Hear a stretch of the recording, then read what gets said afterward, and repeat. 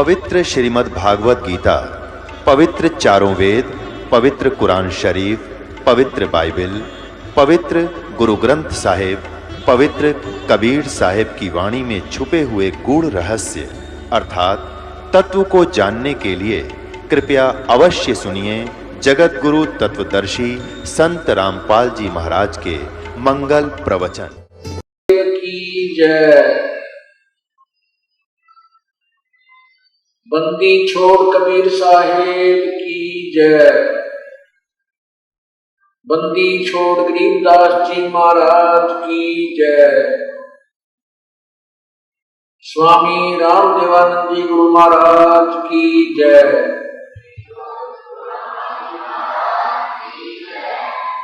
सर्व संतों की जय। सर्व भक्तों की जय। धर्मी पुरुषों की जय। श्री काशी धाम की जय। श्री छुटानी धाम की जय। श्री करोथा धाम की जय। श्री बरवाला धाम की जय। सत साहिब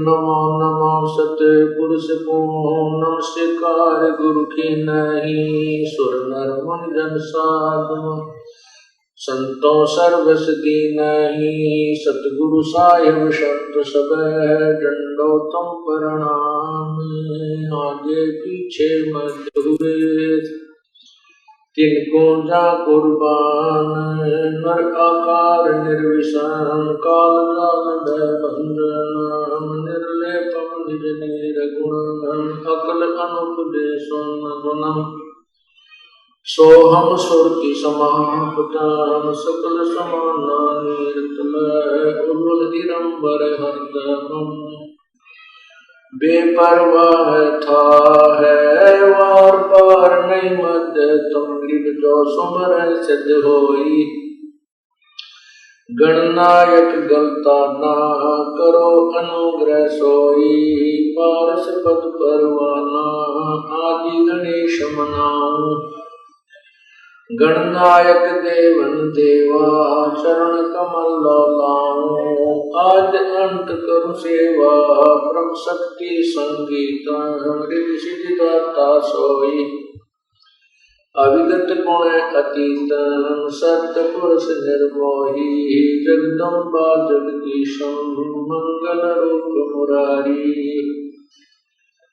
तन्मन अर्पो शीशम भक्ति मुक्ति भंडारी सुर नर मुनि जन ध्यान ब्रह्मा विष्णु महेशा शेष सहस मुख गावे पूजय आदि गणेशा इंद्र कुबेर शरीखा वर्ण धर्म राय जावे समर्थ जीवन जी का मन इच्छा फल पावे 33 कोटि अदारा धाम से 88 उतर बहुजल पारा कट है युग की फांसी 33 कोटि अधारा धाम से 88 उतर बहुजल पारा कट है युग की फांसी।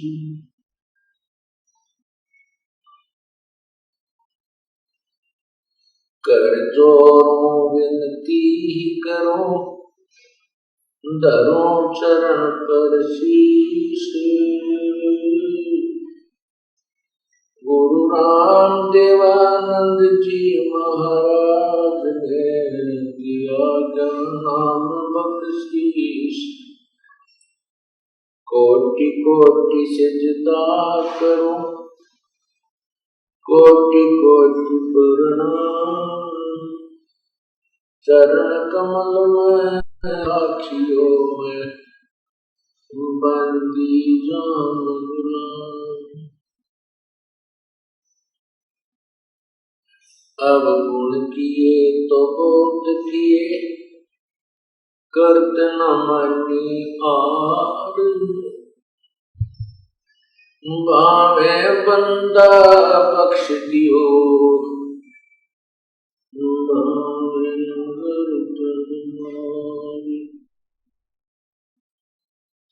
अब गुण किए तो बहुत किए, करत न मानियार। भावे बंदा बख्श दियो, भावे गर्दन उतार। अब गुण मेरे बाप जी, बख्शो गरीब नवाज। जो मैं पूत कपूत हूँ, मोर पिता पूर्ण।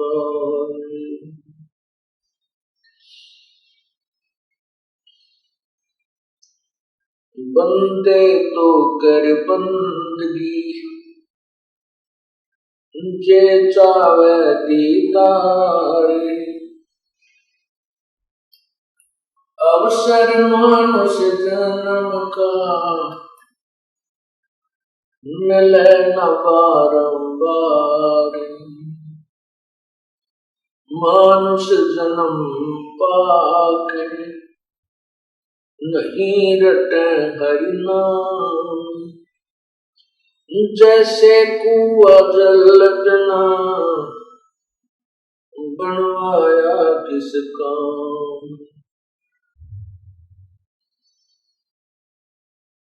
कबीर हरि की भक्ति करो, तज विषयों रस चोजे। बार बार ना पाओगे ये, मनुष्य जन्म की मौज। मानुष जन्म दुर्लभ है, ये मिले न बारंबार। तरवर से पत्ता टूट गिरे वो, बहुर न लगता डार। वो पृथ्वी पति चकवे गए, जिनके चक्र चलते। रावण सरीखे कौन गिने, ऐसे गए अनंते। लौट सको तो लूटियो, राम नाम की लूटे। पीछे फिर पछताओगे, प्राण जहांगे छूटे। नहीं भरोसा देखा, ये विनस जावे छनमाही। श्वास उश्वास में नाम जपो, और यतन कछु नाही। श्वास उश्वास में नाम जपो, व्यर्थ श्वास मत खो। न जाने इस श्वास को, आवण हो न हो।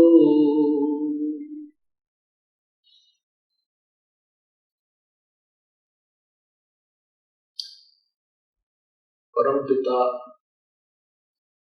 परमेश्वर कबीर बंदी छोड़ जी की असीम कृपा से आज हमें यह सत्संग का सुअवसर प्राप्त हुआ है, जिसमें परमेश्वर की अपनी ही रजा होती है।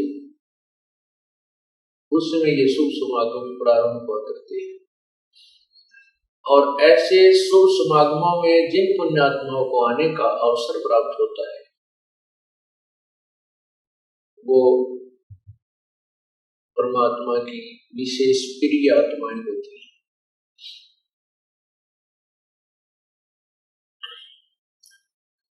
आज ये सत्संग का प्रोग्राम, आज ये सत्संग समागम किस उपलक्ष्य में हो रहा है, सबसे पहले ये बताना आवश्यक है।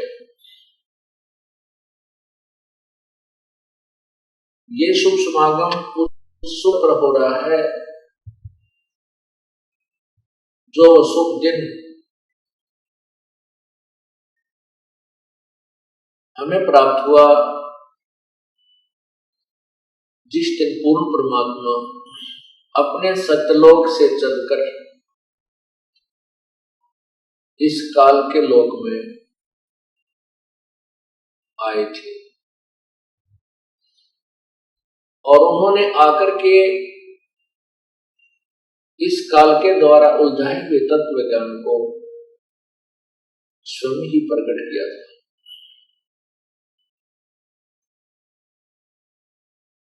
वो शुभ दिन है ज्येष्ठ सुदी पूर्णमासी, जो 18 जून सन 2008 को है। उसी के उपलक्ष्य में ये 5 दिवसीय शुभ समागम उस परम पिता की असीम कृपा से आज प्रारंभ हो रहा है। आज ये 14 जून सन 2008 का शुभ दिन है। व्यास परमात्मा की अमृतवाणी का प्रकाश हुआ और प्रभु की महिमा का गुणगान किया जाएगा।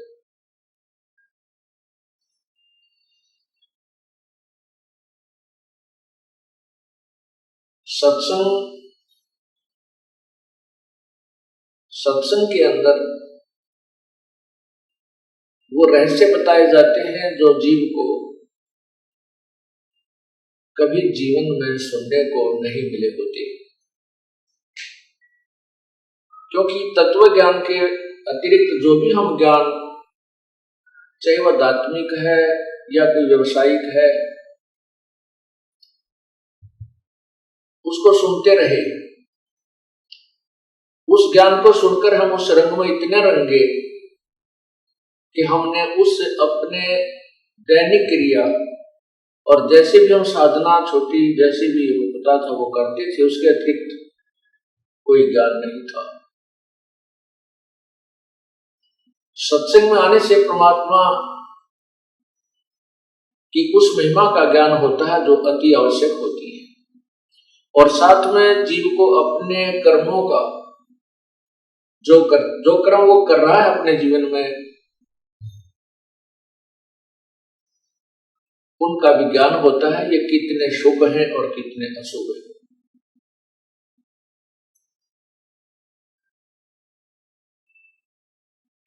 सत्संग में आने से जीव को ज्ञान होता है तू कौन है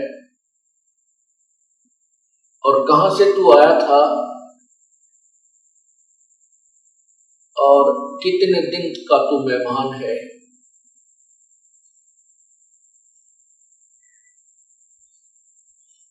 और जो कर्म तू कर रहा है, इनके अतिरिक्त भी कोई कार्य है या नहीं। परमात्मा हमें फिर याद दिलाते हैं, भाई राम नाम रटते रहो, राम नाम रटते रहो जब तक घट में प्राण, कब हो तो दीन दयाल के डनक पड़ेगी कान। साथी हमारे चले गए हम भी चालन हार, कोई कागज में बाकी रह रही तात लगी है वार।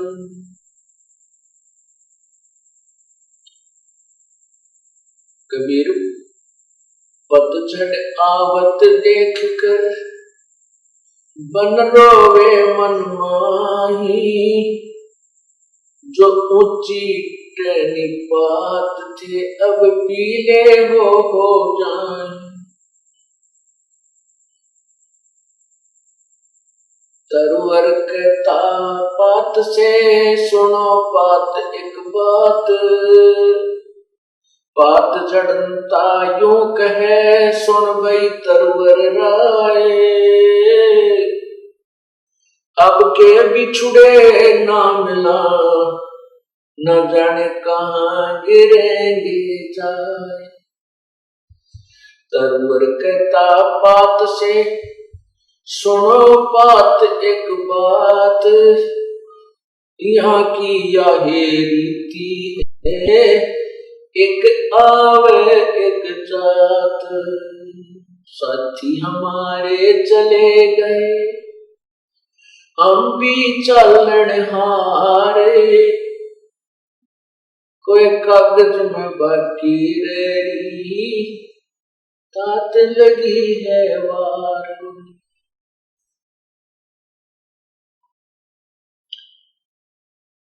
परमपिता परमात्मा पूर्ण ब्रह्म सारी सृष्टि के रचनहार कबीर परमेश्वर जी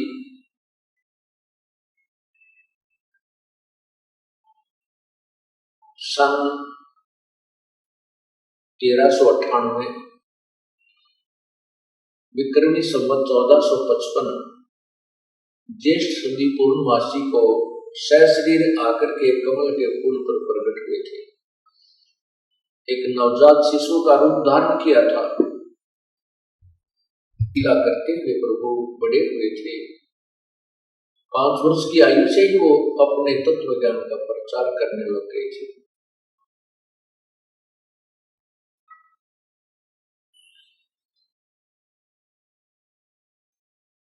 सबसे पहले सत्संग में इस जीवात्मा को ये याद दिलाया जाता है कि तू यहाँ का रहने वाला नहीं है। जिस संतान व संपत्ति को तू अपना मानता है वो तेरी नहीं है। परमात्मा ने हमें याद दिलाया था अपने तत्व ज्ञान के आधार से, काया तेरी है नहीं ये माया कहां से हो, चरण कमल में दान रखो इन दोनों को।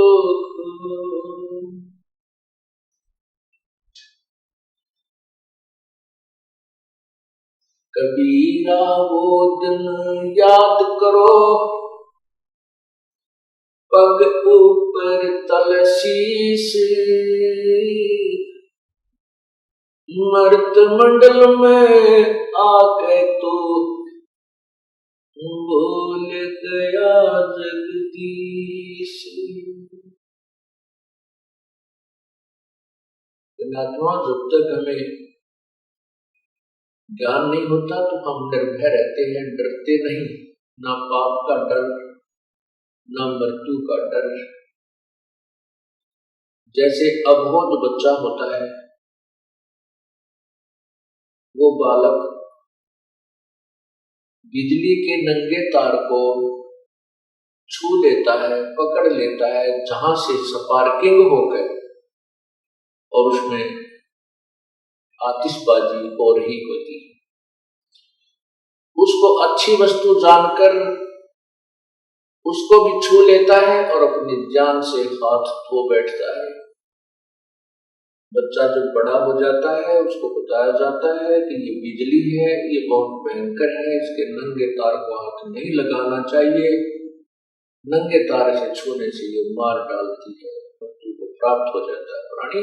तो फिर वो बच्चा जब उसको ज्ञान शाना होता है, उसको ज्ञान हो जाता है, तो ज्ञान होने से वो भय मानता है, डरता है, और डरता है तो उस भयंकर वस्तु के निकट नहीं जाता जो उसकी मौत का कारण बन जाती है।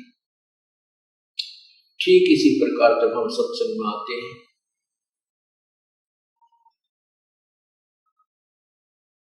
और फिर हम उन दुखों से बच जाएंगे, हम 84 लाख योनियों के प्राणियों के शरीरों में जाने से बच जाएंगे। हम बहुत से दुख से बच जाएंगे क्योंकि हमें डर बनेगा और डर ज्ञान से बनता है। इसी प्रकार जब हम सत्संग में आते हैं तो अपने पूर्व जो कर्म कर रहे होते हैं वो हमें ही फिर डराने लग जाते हैं कि ये तो बहुत पाप कर दिया, मैंने तो बहुत जुल्म किया है।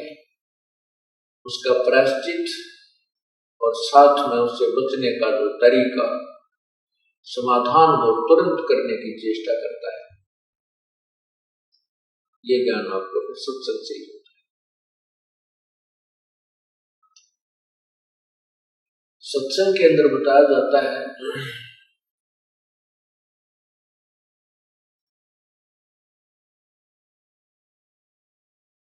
आजा बंदे शरण राम की, फिर पीछे पछतावेगा भाई। आजा बंदे फिर पीछे पछतावेगा भाई। आजा बंदे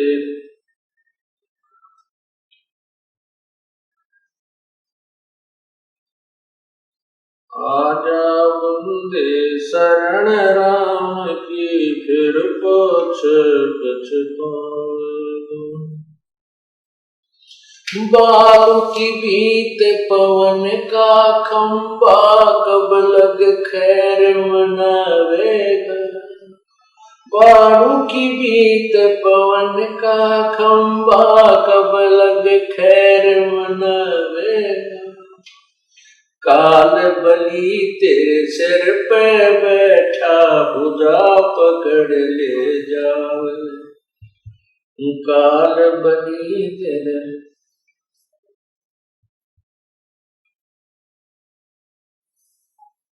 आजा बंदे शरण राम की, फिर पछतावेगा भाई।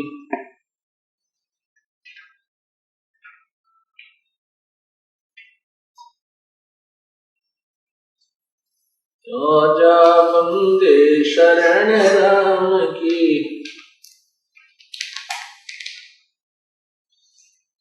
बालू की बीत पवन का खंबा, कब लग खैर मनावेगा। बालू की बीत पवन का कब लग खैर मनावेगा। आजम तेरे घट न घेर, तू राम कर्ण ना पाए। आजम तेरे घट न घेर, तू राम कर्ण ना पावेगा भाई। आजा बंदे फिर पाछे पछता। काल बली तेरे सिर पे बैठा, भुजा पकड़ ले जावेगा। काल बली तेरे पीछे पकड़ ले जावेगा। मात पिता तेरा कुटुंब कबीला, सारा कड़ा लखावे। मात पिता तेरा कुटुंब कबीला, सारा कड़ा लखावेगा भाई। आजा बंदे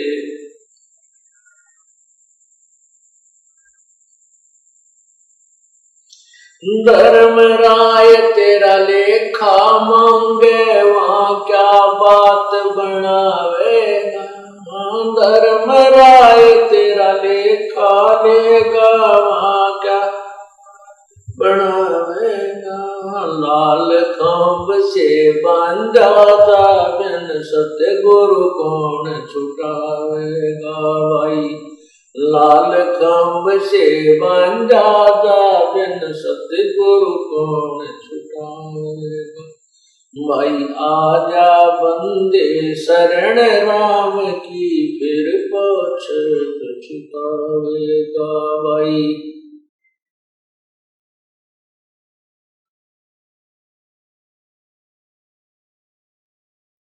दिया लिया तेरे संग चलेगा, दरिया क्या रह जाएगा। दिया लिया तेरे संग चलेगा, दरिया क्या रह जाएगा। कहे कबीर सुनो भाई साधो, करनी के फल पावेगा। हाँ कहे कबीर सुनो भाई साधो, करनी के फल पावेगा। भाई आजा बंदे,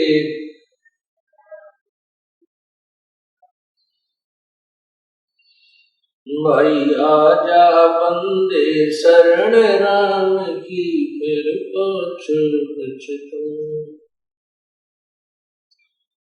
परमात्मा ने,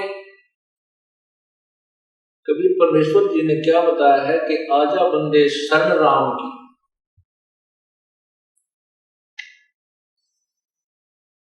फिर पीछे पछतावेगा। परमात्मा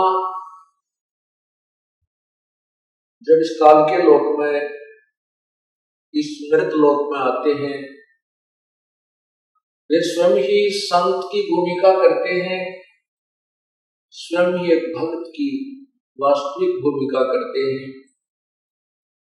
अपने ही डबल रोल ट्रिपल रोल बनाकर परमात्मा हमें शिक्षा देते हैं। स्वयं ही कह रहे हैं कि आजा बंदे शरण राम की, परमात्मा की भक्ति में लग जा तू, नहीं तो फिर पीछे पछताएगा।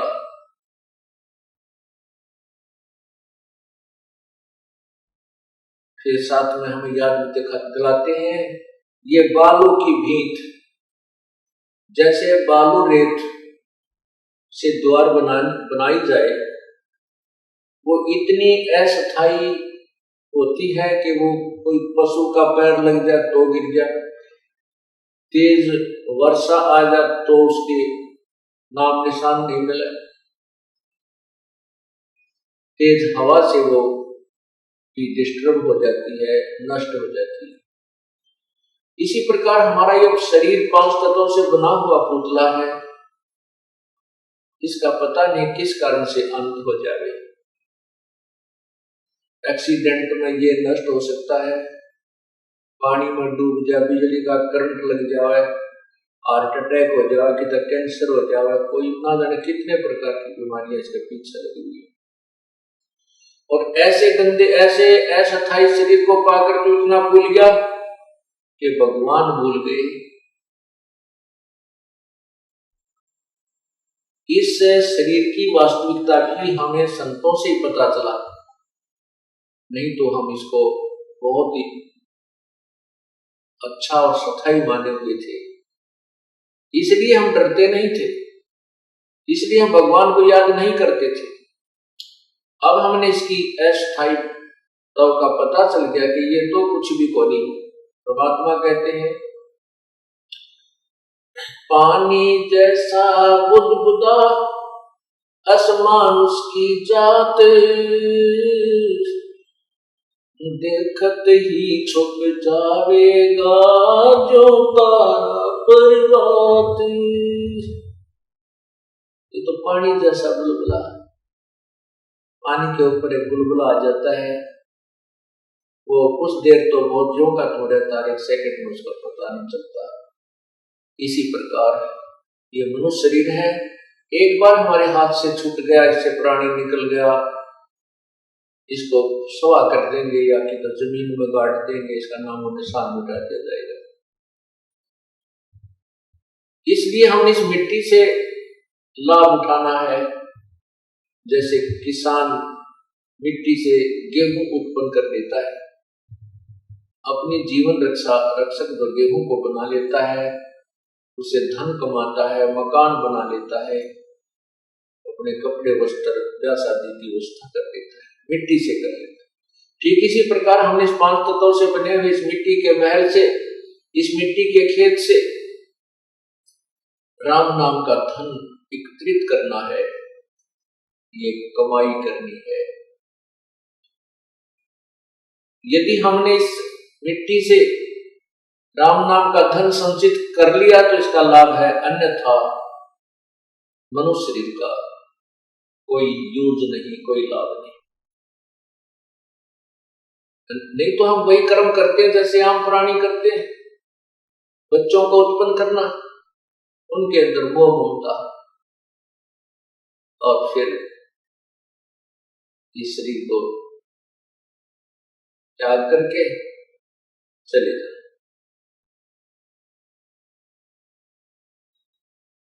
इसलिए परमात्मा हमें याद दिला रहे हैं,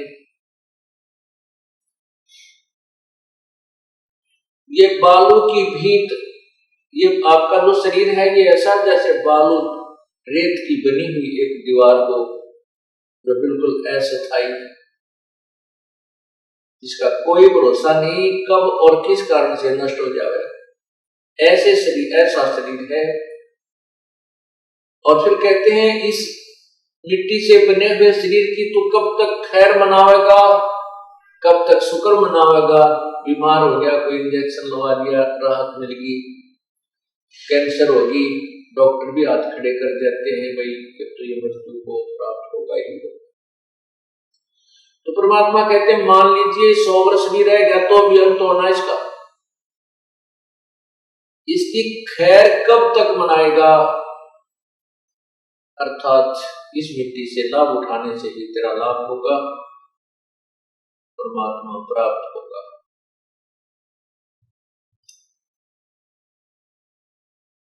जो व्यक्ति भगवान नहीं बचते, परमात्मा की याद नहीं करते, जब तक उनके पूर्व जन्म के संस्कार होते हैं, उन जब तक चलते हैं तब तक तो सुखी नजर आता है, शरीर भी स्वस्थ है, घर में भी सुख है, कार कोठी भी है, फैक्ट्रियां भी खूब धड़ाके से चल रही हैं।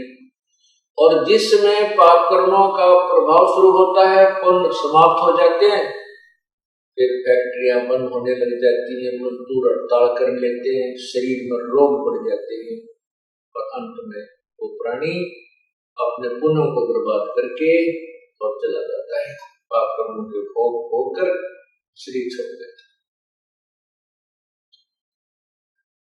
सत्संग में याद दिला जाता है कि जो प्राणी आप जैसे भी संस्कार है, कोई राष्ट्रपति बना है, कोई प्रधानमंत्री बना है, कोई मुख्यमंत्री बना है, या कोई अन्य अधिकारी है, या हमारे जैसा कोई गरीब है, कोई रिक्शा चला रहा है, कोई मजदूर है, किसान है, किसी को रोग लगा है, कोई स्वस्थ है, ये अपने ही पूर्व जन्म के और पापों के आधार से।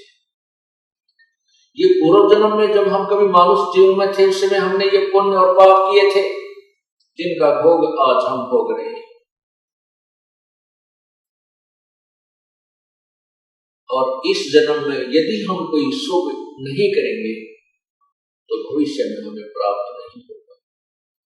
जैसे किसान फसल तैयार करके और गेहूं को निकाल के अपने मकान में डाल देता है, गेहूं के ठेके भर लेता है, और यदि वो किसान अगले सीजन में फिर से फसल नहीं बोता है, तो जो पहले उस सीजन में गेहूं जोड़कर जो रखी हुई थी, एकत्रित की हुई थी, वो हो सकता है उसके 2 वर्ष भी काम निकाल के खाने पीने का, हो सकता है वो 3 साल भी काम चला दे। फिर वो यदि फिर से वो किसान उसी प्रोसीजर को नहीं अपनाएगा, अर्थात फिर से खेती तैयार नहीं करेगा, बीज नहीं बोएगा, तो किसान कंगाल हो जाएगा, उसके बच्चे मजदूरी करेंगे, मांगता फिरेगा, भीख मांगेगा, निर्धन हो जाएगा। ठीक इसी प्रकार हम पूर्व जन्म में की हुई कमाई के ठेके पर रखे हैं, उनमें से हमें मनुष्य शरीर मिला है। इस मनुष्य शरीर में जो हमें प्राप्त है, आज हम उसको ठाठ से खा रहे हैं। कोई गुट्टी लगा रहा है, कोई सुल्फा पी रहा है, कोई अफीम खा रहा है, कोई शराब पी रहा है, कोई सिनेमा देखा है कि तो बकवाद गढ़ते हैं, परमात्मा से नहीं डरते हैं, परमात्मा को याद नहीं करते हैं, और करते हैं तो फॉर्मेलिटी ही करते हैं, शास्त्र अनुकूल साधना नहीं करते, तो उनका जीवन व्यर्थ हो रहा है।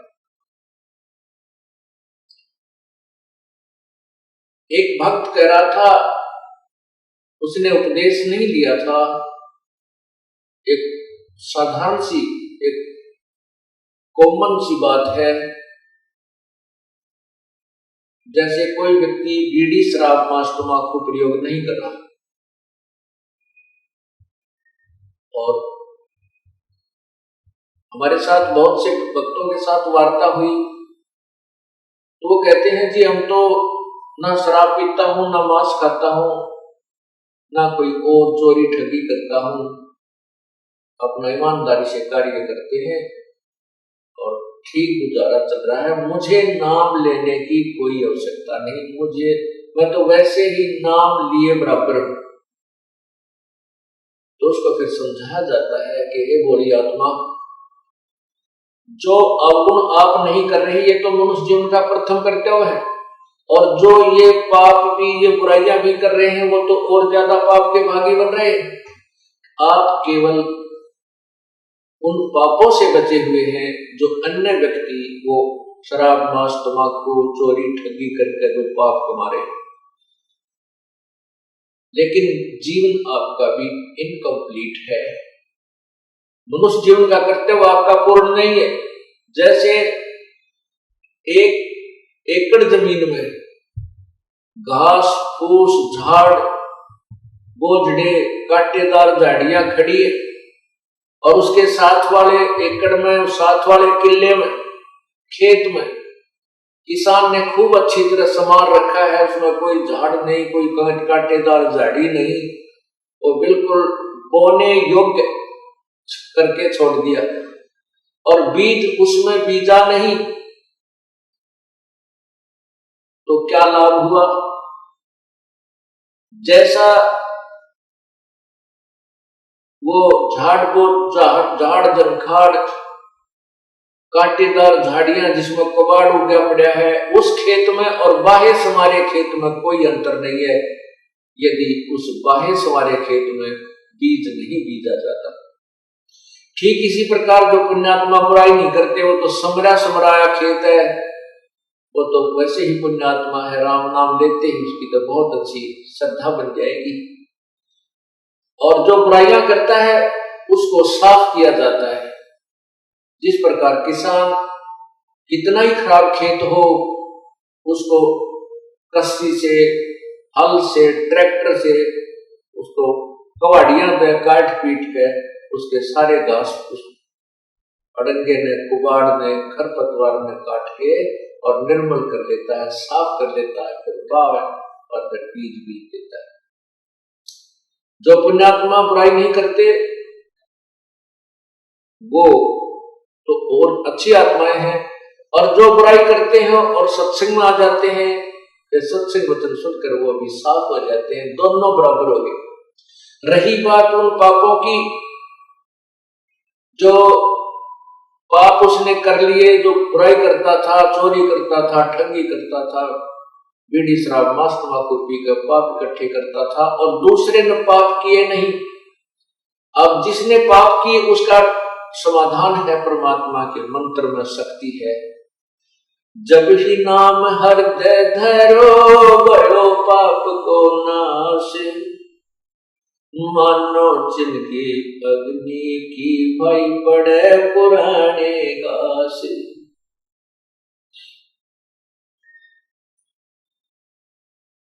परमात्मा हर तरह से हमें सावधान भी करते हैं, ज्ञान भी देते हैं, हमारा विश्वास दृढ़ भी करते हैं। कहते हैं कि जिस समय आपको ये ज्ञान हो जाएगा सत्संग में आने से कि वही परमात्मा का भजन किया नहीं, उसके अतिरिक्त वो पाप और कर लिए, चोरी, डाके मार कर, ठगी करके, दो के 20 बना कर, मिलावट करके, शराब मांस तंबाकू पी के और मुंडी अच्छी नजर बना के, तो फिर उसको डर लगता है। वो सोचता है परमात्मा मेरा क्या होगा, मैं तो घोर पापी हूँ, मेरे तो कीड़े पड़ेंगे, कुत्ता बनूंगा, खाज लगे। क्योंकि सत्संग में आने से आत्मा को ज्ञान हो जाएगा कि सचमुच जो कहा जा रहा है ये सच्ची होगी, ये सत्य होगा। तो फिर उसको ये एक एक्स्ट्रा डर बन जाता है, ईव के बनेगा उसके लिए परमात्मा ने बताया कि घबरा मत। जैसे पहले जो आपसे बुराई हुई है वो अनजानपने में होगी, आपको पता नहीं था। जिस प्रकार छोटा सा बालक पालने में झूल रहा होता है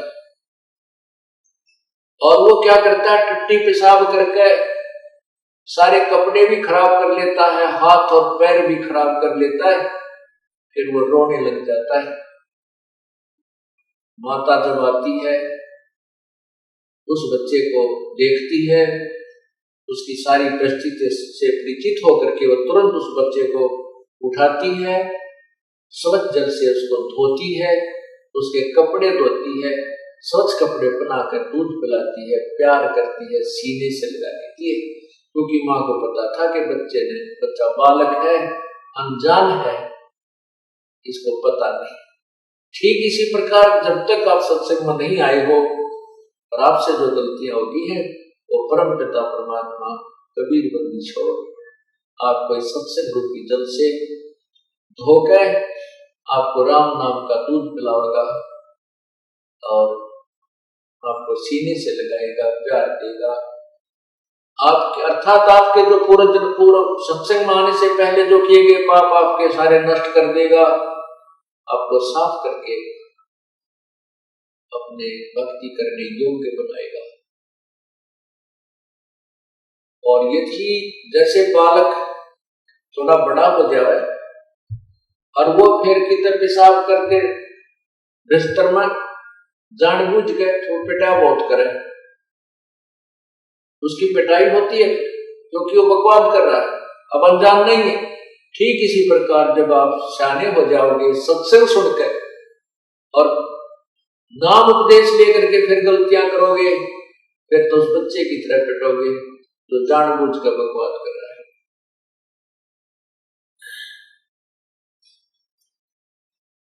परमात्मा कहते हैं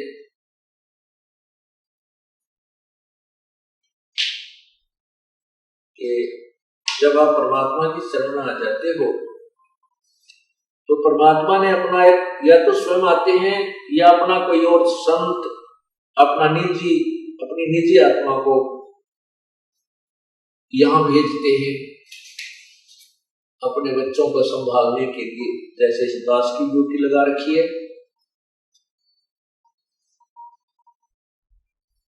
तो सत्संग आने के बाद भी जो गलती करेंगे उनको फिर परमात्मा बार बार समझाते हैं कि फिर तुम करनी पिटाई होगी तुम्हारी।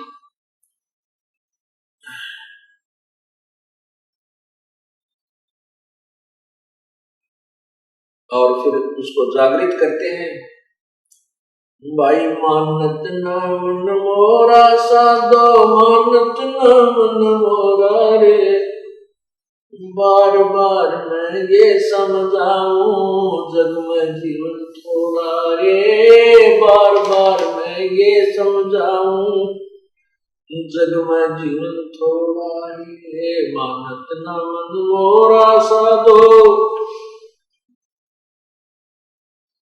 बार बार मैं ये समझाऊं जग में जीवन थोड़ा रे, बार बार मैं ये समझाऊं जग में जीवन थोड़ा रे। इस काया का गर्व न करियो के काला के गोरा रे, इस काया का गर्व न करियो के काला के गोरा रे, बिना भजन कछु काम न आव चाहे, एतर छड़को चारों ओरा रे, बिना भजन कछु काम न आव चाहे, अतर छड़को चारों ओरा रे, मानत ना मन मोरा साधो, बार बार मैं ये समझाऊं जग में जीवन थोड़ा रे, बार बार मैं ये समझाऊं जग में जीवन थोड़ा है। इस माया का गर्व न करियो के हाथी क्या घोड़ा रे, इस माया का गर्व न करियो क्या हाथी क्या घोड़ा रे, जोड़ जोड़ धन बहुत बटोरा, लाखों और करोड़ा रे, जोड़ जोड़ धन बहुत बटोरा, लाखों और करोड़ा रे, मानत ना मन मोरा साधो। बार बार मैं ये समझाऊं, जग में जीवन थोड़ा रे, बार बार मैं ये समझाऊं, जग में जीवन थोड़ा। दुविधा दुर्मति चतुराई में जन्म गया नर तोरा रे, दुविधा दुर्मति चतुराई में जन्म गया नर तोरा रे, अब भी आने मिलो सत्संग में, करो गुरु ज्ञान पे गोरा रे, अब भी आने मिलो सत्संग में, करो गुरु ज्ञान पे गोरा रे, मानत ना मन मोरा साधो। बार बार मैं ये समझाऊं, जग में जीवन अरे, बार बार मैं ये समझाऊं, भाई शरण पड़े ने गुरु संभाले, जानिक बालक भोला रे, गुरु शरण पड़े को गुरु संभाले, जानिक बालक भोला रे, कहे कबीर तुम चरण चित राखो, जो सोई बडोरा रे, कहे कबीर तुम चरण चित राखो, जो सोई बडोरा रे, मानत ना मन मोरा साधो। बार बार मैं ये समझाऊं, जग में जीवन थोड़ा रे, बार बार मैं ये समझाऊं, जग में जीवन थोड़ा रे। क्या बताते हैं कि सत्संग में आने के बाद भी ये मन इधर उधर की सोच में ज्यादा ही उलझा रहता है। उसको याद दिला जाता है कि इस काया का गर्व न करिए, भाई के काला के गोरा रे, ये जो मिट्टी का बना हुआ, ये 5 तत्वों से बना हुआ पुतला है, इसके अंदर झांक कर जरा सा देखें तो ये कुछ भी वस्तु नहीं है।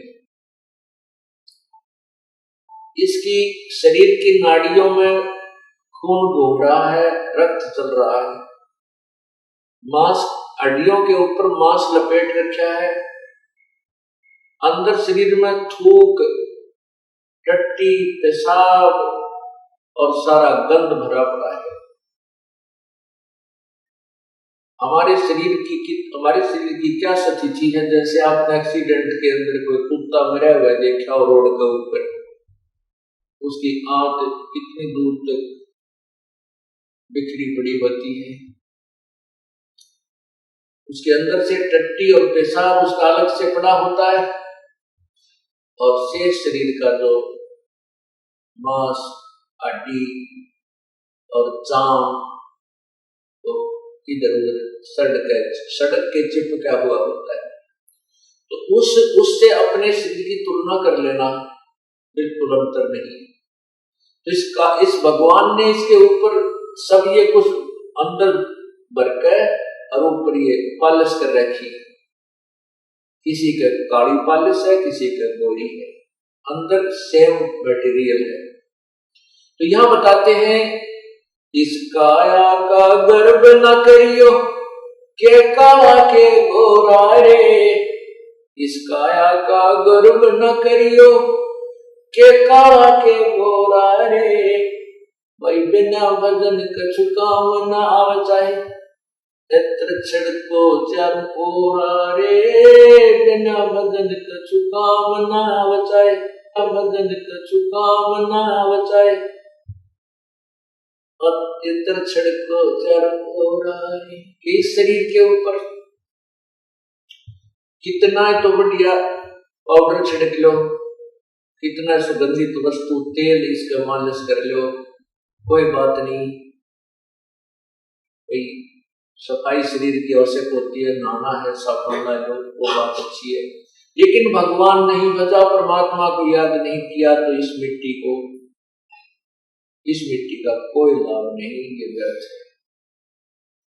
फिर हम दूसरा गर्व करते हैं, घर में कार हो जाए, कोठी हो जाए। पहले घोड़े, आज तक तो कार, पहले घोड़ा जिसके घर में होता था एक रिच मैन माना जाता था, वो एक साहूकार व्यक्ति माना जाता था। जैसे आज जिसके घर में कार हो वो धनी व्यक्ति मान लिया जाता है।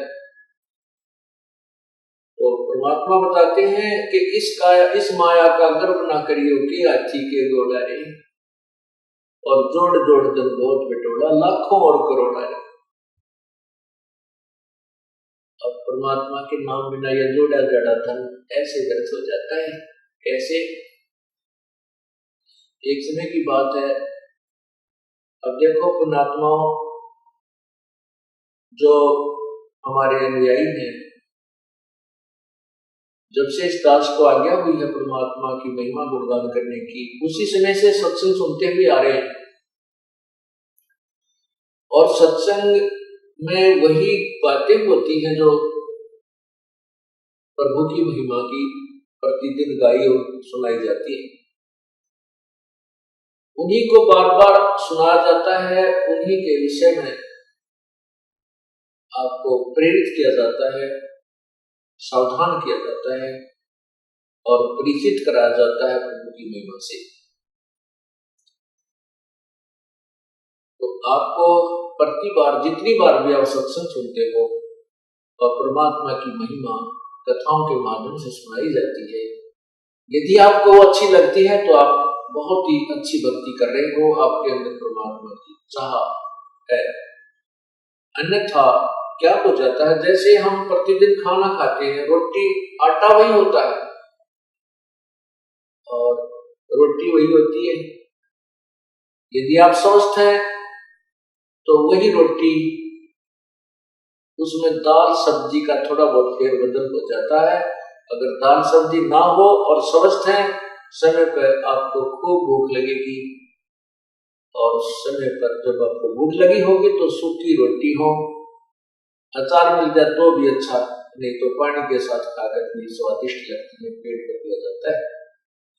यदि वो व्यक्ति बीमार हो जाता है, बुखार हो जाता है, और मलेरिया बुखार जिसको हो जाता है, उसमें रोटी अच्छी ना लगती, उसको वो रोटी अच्छी नहीं लगती, कड़वी लगती है। मनुखा दाग से संतरा उसको बहुत ही कड़वा लगता है।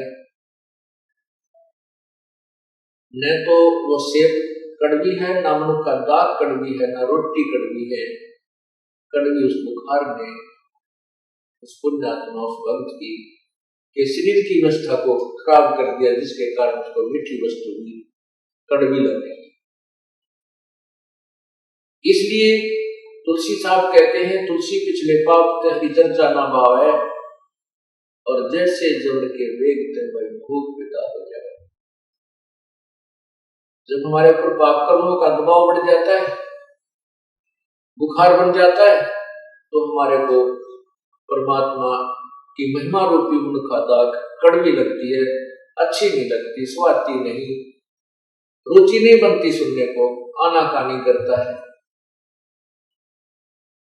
और जिस समय ये बुखार उतर जाता है, जिस समय उसका रोग बुखार जबर उतर जाता है, फिर वही व्यक्ति उन्हीं रोटियों को, चाहे लुखी मिल जाए, सूखी मिल जाए, नमकीन हो, सब्जी मिले चाहे ना मिले, उनको रुचि कर खा जाता है, क्योंकि वो स्वस्थ है।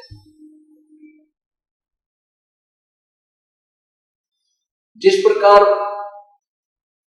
ज्वर उतरने के उपरांत स्वस्थ व्यक्ति सुबह शाम उन्हीं रोटियों को रुचि खाता है, उसके मन में